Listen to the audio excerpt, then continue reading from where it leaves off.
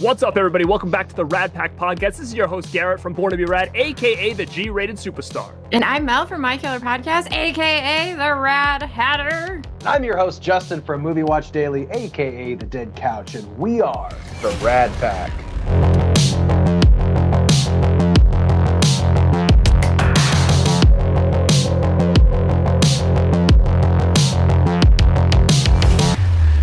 Today we are back and we're going to talk about 1991. What would you say? Dark comedy? Is that what we'd call this? Yeah, you called it dark comedy. Maybe. Dark comedy. It's Don't Tell Mom the Babysitter's Dead. It's considered pretty much a 90s classic, I would say. It's kind of gotten itself a cult following. Man, you know what? Growing up, I remember seeing this thing in the theaters. It was heavily advertised for a while. And I mean, obviously, we're never going to forget that name, or the movie poster was so iconic with, you know, Christina Applegate right in the front. Then you had the two babysitters' legs like hanging out of the grass. I mean, it was just such an iconic movie poster. And I remember it being so hyped back in the day. Like, I used to see ads for this, like, on commercials when I would watch wrestling. I mean, it was on MTV. I think they posted ads for it back then. I remember seeing it in the theater, but when it came down to us rewatching this to do this show, I had realized, like, I don't remember seeing this all that much, which is surprising because it's something that I really enjoyed and it's really up my alley. But I've probably only seen it maybe 4 times in my whole life. How about you guys? What's your history with this movie? I think me and Mel have seen this movie a lot. Yeah, I've seen this movie a lot. It was very impressioned on me when I was a kid. Yeah, this is one of those movies. I was an HBO kid. Like, I had HBO, and like that's just where I found pretty much everything that I like nowadays. But I remember this movie used to play constantly because it's an HBO movie. So it was a HBO studio film. It's like this is a really nostalgic movie for me because it was a movie that me and my sister watched together a lot. So I hold a lot of nostalgia and memories with this one for sure. Yeah, me too. But now I'm starting to wonder how did I watch this movie? Because I clearly did not have HBO when I was a kid. We must have had the VHS or something because I watched it a lot when I was a kid, and I have a lot of nostalgia for it because this actually kind of shaped me as an adult in a way. Because this was one of the movies, this one and Romy and Michelle's high school reunion. I watched that one a lot, maybe a little too much, but they both have to do with fashion. So then I ended up later on in life having a career in fashion. I went to college for fashion design because I thought I would get the job that Christina Applegate had when she, you know, went to work or whatever in this movie. And I was like, I want that job. So I started like making my own little fashion sketches. And when I graduated high school, I had to like submit them to college and stuff, like super nerd about it. But yeah, so this movie and Romy and Michelle's high school reunion really shaped like who I became as an adult. So it's kind of, this movie means a lot to me, I guess. I don't know. You made it look so easily. You just make a couple sketches, walk onto a job, and all of a sudden you're a famous fashion designer. Yeah. You know? It is interesting to me to hear that because, well, number one, I didn't have HBO either, and I wonder if that's why I didn't see it so much. I saw it in the theater. I think I rented it. I have the DVD. So did that evidently become what you went to college for, like for all the things like those sketches and stuff, and then it just took a different avenue from exactly the job that you thought you wanted? Yeah. So I realized really quick that what I went to college for was not a job I could have living where I live. Fashion design is not really big here, so I would have had to move like east or west to do something like that. So I feel like my college experience helped me get the job that I have, but the job that I have is not the job that I originally wanted. But I wanted Christina Applegate's job for sure. So you're not wearing a business suit to work every day? No. Not yet. I could literally stroll into work in my pajamas. Nobody cares. I just work in a photo studio. You really wanted that big fashion show in the middle of your backyard while mom was gone. Yeah, because of this movie that I would sit in my bedroom with my little sketchbook and I would sketch out different outfits and stuff. And then I went to college and then you actually had to make them. And then I found out real quick I hate to sew. This movie definitely inspired my life in a big way. But that's cool, Mel. I mean, I didn't know to that extent of what what it was that you were doing. That's rad for sure. Now, when it comes to this movie here, you had a pretty all-star cast. You know, a lot of people in this movie were people that we knew, but like there was a lot of people I knew that I'm like, I know them from somewhere. I just did, you know, I just don't know where. So you obviously had Christina Applegate, who made herself known on Married with Children. She was a big star at that time. You also have Keith Coogan, who, you know, we all know from 80s movies. I mean, he was in Adventures in Babysitting. So for some reason, this dude's career is like hooked into babysitting movies, I'm guessing, so, which is kind of funny to think about, is that he was in both of these movies that had to do with being babysat. And obviously Danielle Harris is in this, who's a fan favorite for most of us. And, you know, from things like the Halloween franchise and all the other stuff she had done at that time. And you even had people like Dave Duchovny from X-Files made an appearance in here, which, you know, he had a smaller role. And I don't know if this is one of his like first roles or whatever, because he looked really young here. And X-Files kind of came out, I think more like mid-90s, I believe that probably started. I don't think it was back in 91. But yeah, it was just crazy to see just the different names and faces. Now, you know, the other brother, the other two brothers, the younger one and the middle one, like I knew them from places, but I couldn't put my finger on where I knew them from. The like middle brother, he has a little bit of history. I don't know if you guys did the research on that. I had never seen him before. I think he was just on the way up, and then he had some issues with drugs or something, and ended up dying really young. Which is he passed away. Yeah. Really? Wow, I didn't know that. Huh? So he kind of passed away before he made it any bigger than what he was. Well, he passed away in 2000, so he wasn't like super duper young. But I did read one of the facts is that they had to cut some of his parts out of this movie because he was so like drugged out or whatever. So I was like, how old was he when he did this movie? So I looked it up and he was like 14. Wow. 14 or 15 when he was in this movie. And I was like, and he was so addicted to drugs that they had to cut some of his scenes. Like, what the hell? God, that's wild. Sucks, man. Yeah, that's super sad. I mean, if you wonder if he was hooked in with like all those, you know, when you watched like the like let's say the Punky Brewster documentary, which showed her hanging out at the clubs with like the Jonathan Brandis and the, you know, Brian Austin Green crew and all that stuff. I wonder if he was in the mix of that group, because that was such a large group. And, you know, not saying that they all did drugs or anything like that, but it seemed like a really big party crowd, which is kind of like the second wave of like the Feldman crew that was like really big, more in like the 80s or whatever. You had that like 90s crew with like a lot of the people from, you know, the movies that we had, which, you know, what's his name there from Stand By Me was part of that group, right? River Phoenix, yeah. Yeah, so like they were obviously that's immediately what I hard. thought of when I read that. And I was like, he was addicted to drugs when he was 14 and 15 and he died young. Like, I immediately always think of Corey Haim for some reason, because it's like, that's exactly what happened to him. So I was like, that's what I thought. I was like, he was probably one of those kids, you know? Right, especially kind of on the rise, like you said. Maybe he was hanging out with that crew in Hollywood, because there was so many young actors in the 80s and 90s that used to just party hard out there, like a whole slew of them, which, you know, it is sad to see the ones that have passed, you know, because even people like Jonathan Brandis and stuff like that, it's crazy to see that late 80s, early 90s group of those kids, just a lot of them are gone now. Justin, do you know, when it comes to this movie, how did it do in the box office? Because like I said, it was heavily advertised, I feel like, back in 91. Yeah, so it was released June 7th of 91. It did get a wide theatrical release. Garrett, you said you saw it in theaters. I didn't even know that movie had a theatrical release, which is wild.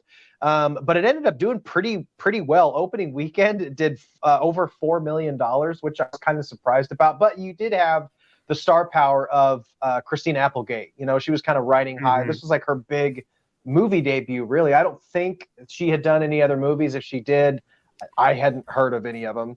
But she was in Married with Children at this time, so that was kind of pretty big. Yeah, when actors moved from TV to movies, it was a little bit bigger of a deal. Now it seems like kind of actors like go from movies to TV shows these days, but back in the day, it wasn't quite as common. All-time box office, it did $25 million. And then at that time, this is one of my favorite parts of going back and looking at the box office, is to see what other movies were playing at that time. And every time we talk about these movies, it just makes me so nostalgic for how like just bumping the box office used to be, just packed with good movies like that you could go in the theaters. Like look at this list right here that we have in June of June or July, whatever it was, of 91. So we had Robin Hood, Prince of Thieves, The First City Slickers, Backdraft, What About Bob, Thelma and Louise, The Rocketeer, like Home Alone was in theaters at that time, Naked Gun. I mean, I can honestly go on and on with how many, Terminator 2, Drop Dead Fred, all these movies. It's just incredible, man, when you go back to the 80s and 90s and look at all these amazing movies that were just coming out. Again, we just don't have classics like this like we did, especially for comedies, you know, like comedies were so big back in the 80s and 90s, and you just don't, there was another little hot run of comedies in like kind of the mid 2000s, but everybody's sensibilities was just so much different. People weren't like so worried about like being like offensive or like trying to make it for younger kids. It's like a PG-13 movie was just like crazy back in the day, and there was a lot of swears in this for like like F-bombs in this for a PG-13. I want to say there's 2 F-bombs, and they even, I don't know if you guys noticed, they even like edited some of the language, like in the actual final cut of the movie, they cut out language. I noticed that too when it was at the beginning when I saw that scene where she says to her brother, like, stop being she said punk, but her mouth said prick. When are you gonna start helping me, you lazy little punk? Like prick, it was, like I noticed that. I was wild? I was like, that's not what her mouth just said, you know? Yeah. So they obviously had to kind of change some wording in there, probably because of the PG-13 rating, I was thinking. But they did get away with a lot that wouldn't be considered PG-13 now at all, which is interesting to see, because we talked about that in our Problem Child episode 2, is that like how much stuff was going on in that movie for a movie that was like what, PG, like, you know, back then movie. It was like a legit kids movie, you know. So it's just crazy to think back in the 80s and 90s like how the rating systems were so different, because we were seeing a lot of these movies in theaters as little kids, and you look at it now and you're kind of like, wow, like I can't believe we were seeing these movies as like under 10 years old, you know. Even the subject matter is pretty dark and weird. That's like the whole setup for this movie is like only something that would have happened in the 90s. The whole beginning of this movie, like without watching it in the last several years and watching it today, I was like, what the hell? World's worst mom, like, first of all. I'm out. I'm leaving 2 months. I forgot it was 2 months too. I was like, gosh, she's just gonna leave her kids at home with the babysitter and run off with some dude for 2 months. 2 months. Was that a thing that parents did in the 90s? Because they did the same thing with an Airborne too. Remember, like, oh, we're going to Australia for 3 months. And you're gonna go to your, friends in Cincinnati or something. My parents in the 90s never went on 2-month-long vacations. Maybe it was a thing in the 90s, but I would have loved being home alone for that long. I never was home alone ever when it came to I was home alone, but not like my parents never traveled, so I never got like a week to myself or anything like that growing up. Do you guys remember? I don't know if they said it, but I know when they mentioned that the mom left money. Did they ever say how much she left? They just showed that big fat envelope of cash. If she was gone for 2 months, you're just curious to see how much money she left behind, you know? No. So what's the setup? Let's run what's this thing about? This mom's going on vacation to Australia with her boyfriend for 2 months, and she leaves her kids at home. They think they're going to be at home by themselves, but then enrolls the babysitter, this decrepit old lady. It's a demon.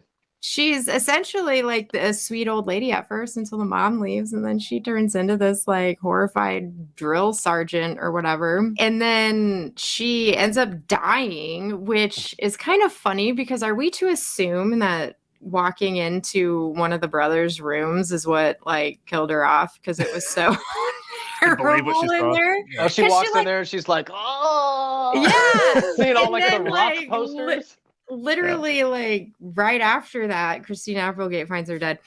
But one of the funny things is I did read that the beginning was going to be a little more sinister at first. So the original script, they had it where it was like kind of ambiguous as whether or not the kids actually killed her. Oh shit, that would have been dark as hell. Well, that makes sense because I was looking up like different things, and there's like an alternate movie poster with like them with her buried, and they all had shovels, and they're like going like this, and they're like smiling and laughing. Yeah, and I was like, I had that's never kind seen of that. weird. Yeah, I was like, that's a little bit weird that they would be like that excited that they were like burying her in the backyard, you know? Now, It's do like they actually an shoot incredibly those scenes, or no, I don't think so. It was like part of the original script, but I don't think they actually shot it. But yeah, that would have been a completely different movie because this movie was also supposed to be a little more dramatic and they wanted it more comedy. So there's like some things going on with this movie, but yeah, so they find her dead, and then instead of doing the logical thing, calling their mom and being like, yo, lady died, they're like, no, let's get jobs and Yeah, because like, we don't want Mom to create come this home. family. what else would you do, right?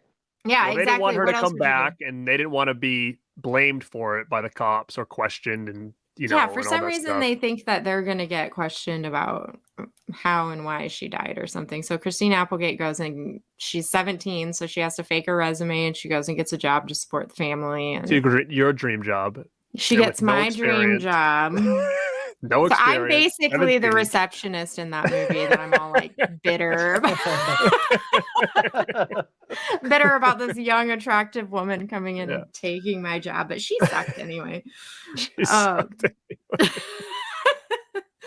But also what's funny is Christina Applegate's relationship with her brother is another weird thing about this movie, because they kind of take on the mom and dad role, and then they're having like relationship arguments that like husband and wife would have like during this doing movie. the chores and like we never hang I out wasn't gonna anymore. cook dinner because I didn't know what time you were coming home from work. Exactly.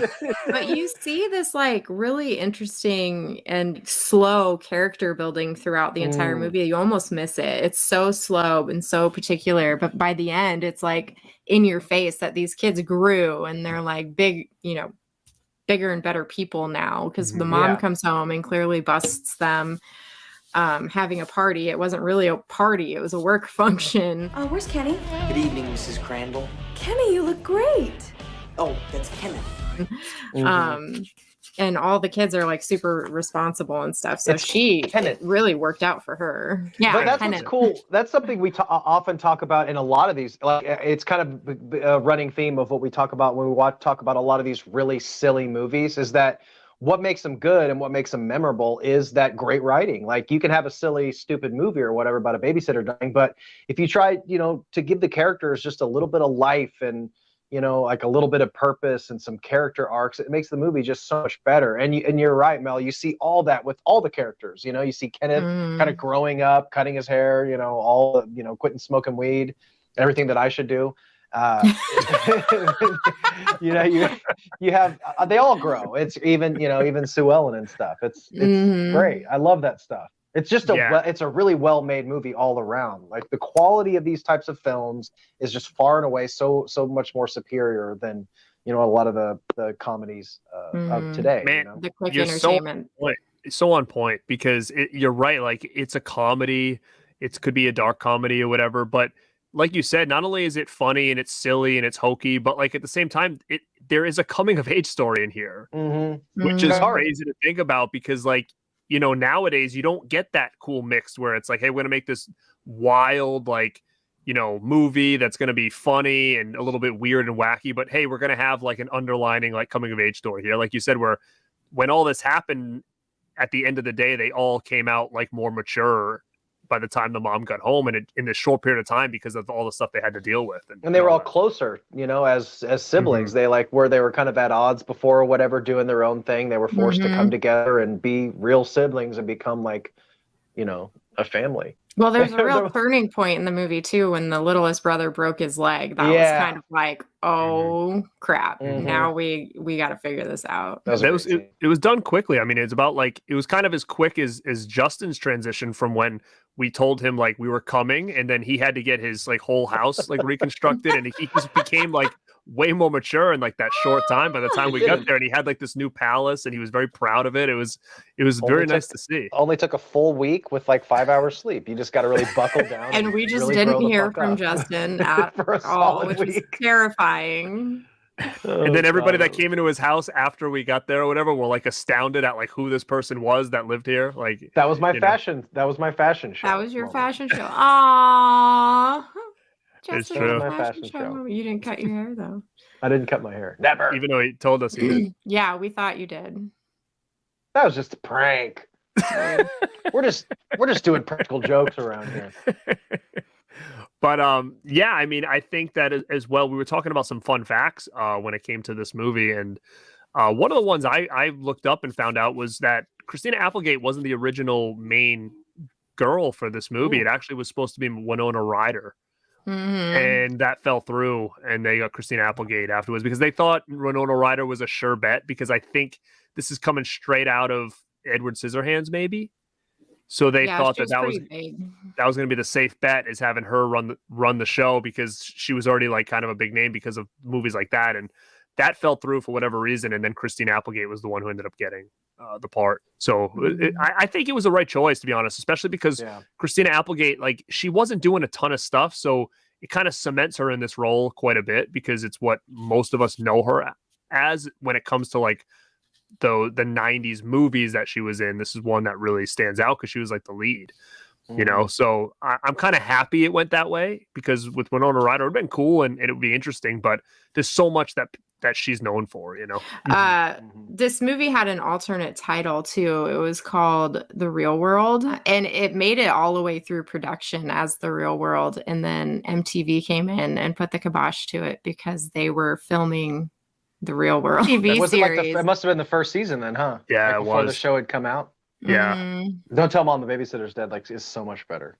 It's a mouthful, but it's like so random and weird that you have to watch a movie called that. Like, it just grabs your attention, you know. Agree. I think that was a definitely good call for that, because like you said, it's such a unique title that Real World would have, you know, people would have watched it and not really known like what it was about. Like, is it a comedy? Is it a drama? Like, what is it? You know, it doesn't tell you anything about the movie. Like, this title tells you exactly the whole, like, what's going on. The first 10 minutes of the movie. Yeah. It makes you want to watch it and see what happened to the babysitter. But Edward Furlong was also supposed to be cast as Kenny, but he was working on Terminator 2 at the time. Can you imagine if he was like, oh, I'm not going to do T2, I'm going to do this babysitter. Yeah. Damn. He would have been great at that. He would have been good in that role, though, I think. He would have been good, but I can't imagine a world without Terminator 2. Yeah, exactly. Right? It would have been like, can you imagine it would end up being like Fred Savage or something as John Connor or something? Oh my God, that would have been terrible. Half Justin's collection would be gone if he didn't. No, dude, or Jonathan Brandis or something. But sick. Yeah, that's the thing about a movie like this. Once you've seen it so many times and it becomes a classic, it almost is like impossible to picture anybody else in those roles. So that's interesting. Christina Applegate, she was only 18 when she shot this movie. She's just a kid. Wow. So crazy. She had to lose she had to gain 10 pounds for the part too, so she would look like an older sibling. Really? Oh, really? I think she was actually younger than the kid who played Kenny. You know, in the movie, she's playing like she's 27 or something, right? So it's just wild to think that usually it's the other way around. You have older people playing younger, where now she's a teenager in the movie, but they're trying to portray her in this real world that she's like in her late 20s, where like adults are getting it mixed up. You know what I'm saying? The kid that played Kenny was actually 20. So he was significantly older than the whatever age he was supposed to be playing in this movie. Right. Because she was supposed to be 17, so he was supposed to be, what, 15? Yeah. And this is another movie like where you kind of live vicariously through, where you're watching these, like whether it's Problem Child or any of these type of movies, where you're like, you want to be in that situation so bad, like to have a whole summer, freedom, do whatever you want, go out and eat bad food, have like ding dongs and ho-hos around the house and watch TV, because they go crazy. They start buying TVs and credit cards, and you know. But you have that life. I ended up doing it now. I'm fucking 40. Her and I don't have that. You have that life. Look at you guys. We got the same shit. Well, but I'm about I'm not gonna leave the stream and go eat ho-hos for the rest of the night, and you know, be a lot cooler if you did. It would be a lot cooler. Sounds fucking good. Yeah, it would be a lot cooler if I did, to be honest. I told you I am a little jealous of that whatever life. You got to experience it for. I know, but 3 days wasn't enough. For 4 days wasn't enough. Wasn't enough. That's it. Next year we're gonna do 2 trips. Coming down right, there, dude. and then you're coming up here. Yeah. Rad life. You got to live that movie watch daily life, baby. Oh man. Oh my God. AKA movie watch daily life. But yeah, I mean, there's not much else to say from my standpoint because, like I said, I do have this DVD, and that's what we can kind of touch upon is like, what's the deal with this thing? This thing has had a Laserdisc, a VHS, and this DVD with this little snapper case here that came out, I think, in the you said 2000 or yeah, 2000? it came out in 2000. Yeah. So that's crazy. That's this, like I mean, 23 years ago was the last time we've seen this thing on physical media. and I'm not seeing any other studios. I'm only seeing HBO. Right? So who knows? I don't. Who knows these days? Who Well, that's holds going to the be rights lost to movies like then, these? because didn't HBO get rid of a bunch of their catalog or whatever? Somebody they don't wanna must pay own royalties or this. something.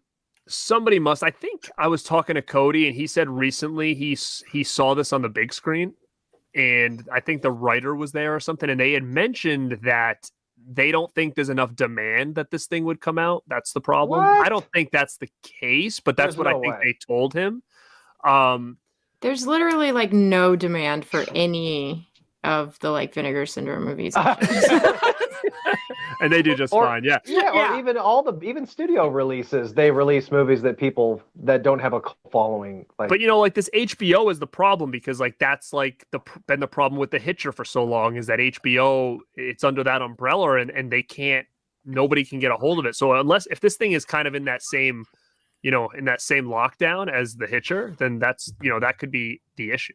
Well, and who determines demand though? Like, right? Like, they don't know people aren't going to buy it until they put it out, right? Because if Kino Lorber put that movie out, you know how many people would buy it? Oh, easily a ton of them. I mean, they put out shit like Coneheads. Like Coneheads is pretty similar, I would say, and it doesn't have the star power, but like Airheads, all those comedies, they all need to get a release, man. Mhm. Even I Vinegar think it'd be Syndrome, if they made like a VSU of this, it would be, gangbusters. Oh It my would do god, gangbusters. yeah, are you kidding me? I That'd mean, be they put out. insane. They may not have put out another movie, but they put out the soundtrack. This is from Warner and War God Records, and this has the HBO emblem, so they had to sign off on it somehow for the artwork. So there's somebody working on these releases. When did that come out? You know, Do you know? like 2 years ago, I think, something like that. Okay, that's good to know because a part of me was 2020. thinking like, did I hear that Disney owned this now? But if that came out, there's no way that they would have been able to get that out. See, I was Yeah. wondering if it was Disney earlier today because I was like thinking the same thing. I was like, why is this not on any streaming platform? Because I was trying to watch it. I forgot that I just own it on Vudu. Mhm. Luckily, I didn't rent it because I already owned it, but I couldn't find it on any of the streaming platforms. So I was like, this can't be Disney.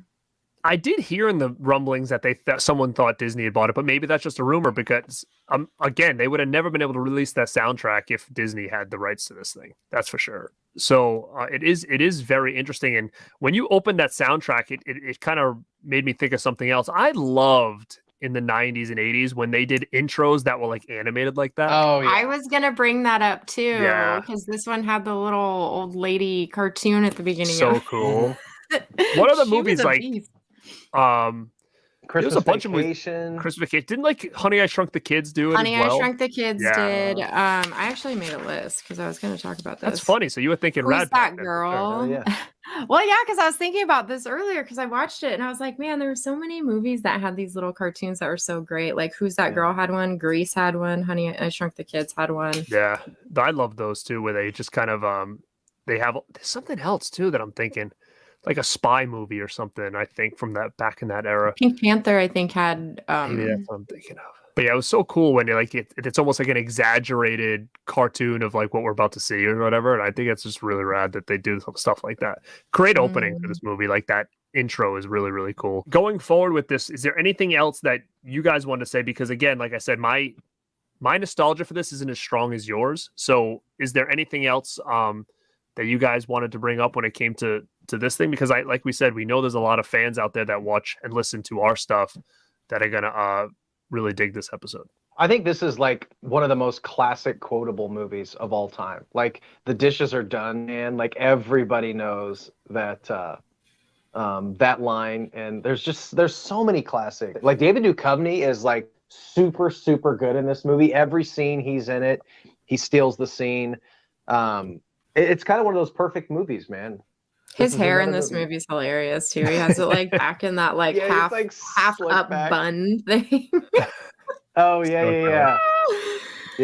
Justin, you need to do your hair like that. I do a man bun every once in a while. You throw it up. David Duchovny's got a better hairline than I do. He's aged really well. I was looking up these actors and actresses. One brother passed away, but David Duchovny aged super well. Whoever played the boyfriend too, which we didn't talk about him at all, but he aged really well too. Did he? He was from something else too, I think. Yeah. I had seen him and stuff before. He's a good actor. That whole sequence, like the whole clown dog shit, is so good. With, like, I love it. The fat scene. You get to clean the spitballs off the drive-thru with a really fun squeegee. She quit. The way there's something always bugged me about the way she's cleaning that shit. Like she's not. Did you notice when she's cleaning those fat vats?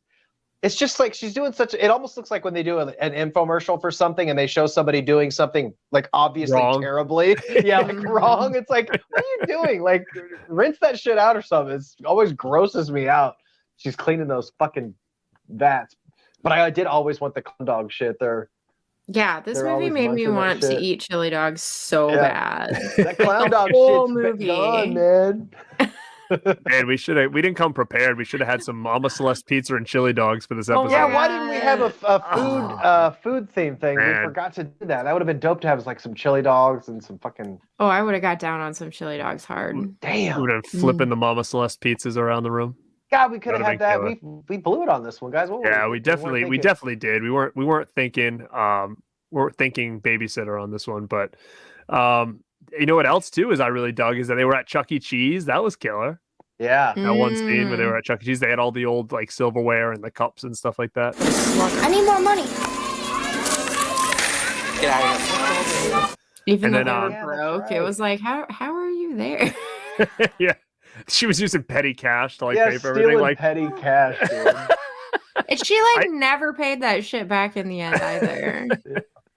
I had when I worked at a fitness center and the manager always use the petty cash to like get lunch all the time and stuff. Always. Hell yeah, dude. He'd be like, oh, you guys want to get lunch? Like, yeah. He's like, I'll just use petty cash.